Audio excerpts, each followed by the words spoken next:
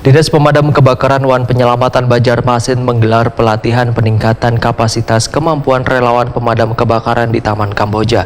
Pelatihan yang mengangkat tema In-House Training Pemadam 1 bersama puluhan relawan pemadam kebakaran Banjarmasin ini ditutup di halaman kantor Balai Kota Banjarmasin kemarin Jumat 24 Februari 2023.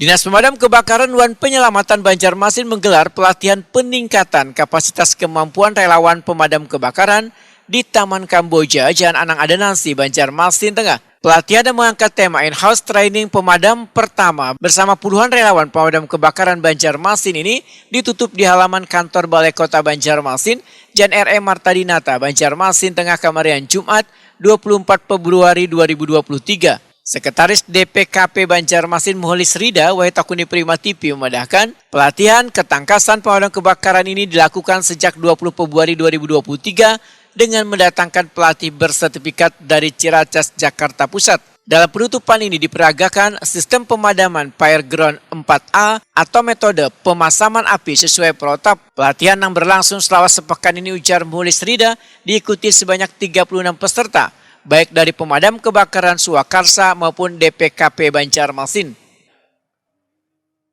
Kita telah menyelesaikan pelatihan Damkar 1 adalah pelatihan mungkin dasar bagi petugas pemadam kebakaran selama 70 jam.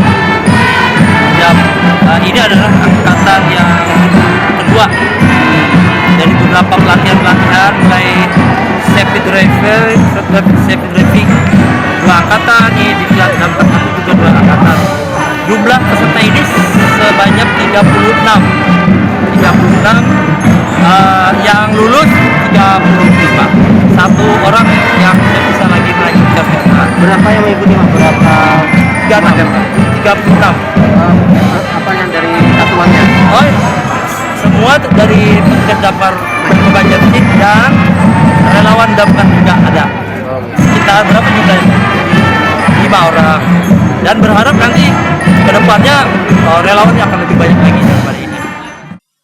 Muholis Rida berharap peserta pelatihan dapat mengimplementasikan ilmu yang didapat di lapangan sesuai dengan standar operasional prosedur.